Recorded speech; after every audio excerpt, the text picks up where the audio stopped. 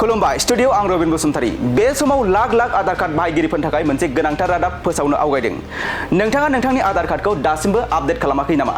जुदि नोंथाङा दासिमबो नोंथांनि आधार कार्डखौ आपडेट खालामाखै अब्ला बेसेन होनाङा जासे आपडेट खालामना लानो हागोन नंगौ नोंथाङा नोंथांनि आधार कार्डखौ बेसेन होनाङा जासे आपडेट खालामना लानो हागोन नाथाय नोंथाङा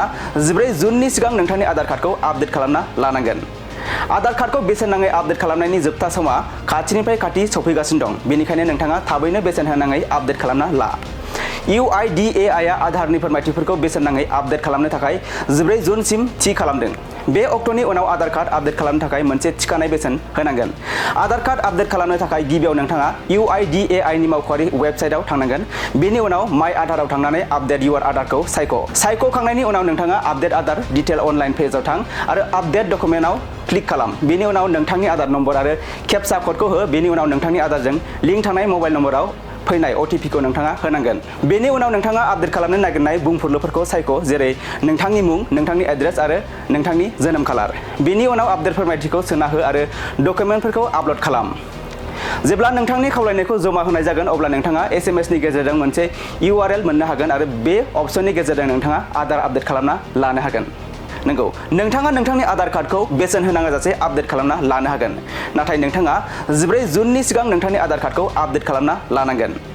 आधार कार्डखौ बेसेन नाङै आपडेट खालामनायनि जोबथा समा खाथिनिफ्राय खाथि सफैगासिनो दं बेनिखायनो नोंथाङा थाबैनो बेसेन होनाङै आपडेट खालामना ला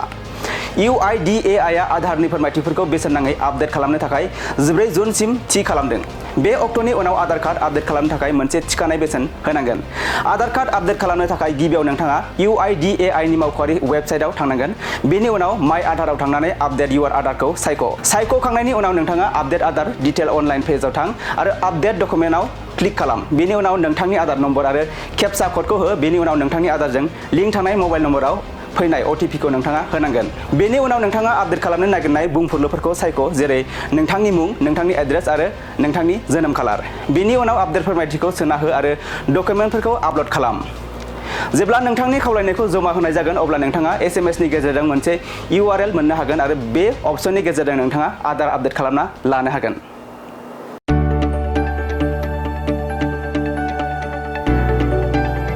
गोजोनथाव खौरां बर'नि आंगोथार गोथाव ओंख्रि जानो मोजां मोनग्रा रायजो राजाफोरनि थाखाय गोजोनथाव खौरां बर'नि आंगोथार ओंख्रि जानो मोजां मोनग्रा रायजो राजाफोरा बे गोदानै खुलिनाय लाइजौ हटेलाव हाबफैनो हागोन जाखांफुहांनाय लाइमोन फालांगिरि गपेश बसुमतारीया अदालगुरिनि टंलायाव बेखेवदों बर'नि आंगोथार ओंख्रि मोनग्रा गंसे हटेल अदालगुरि जिल्ला टंलानि मिउनिसिपाल बर्ड मावख'नि साखाथियाव गोदानै बर'नि गोग्गो जानाय आदारनि गंसे लाइजौ मुंनि हटेल बेखेवदों अदालगुरि जिल्लानि सिङाव थानाय फालांगिरि नोगोर टंलायाव गोदानै खुलिनाय बे लाइजौ हटेलाव बर'नि दोरोङारि जाग्रा आदारजों लोगोसे गोबां जाग्रा आदारफोरबो मोननो हागोन गोदानै बेखेवजानाय बे लाइजौ हटेलाव अमा बेदर बोरमा लकेल ना साम' नारजि अनला खारै थास'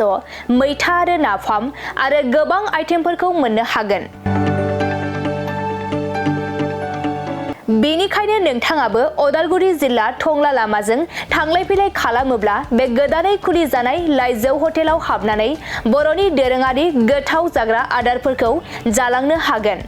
आरो नोंथाङा नैबे 9101758967 जानबुं नम्बरनि गेजेरजों खौरां लाहरनानै आबुङै मिथिना लानो हागोन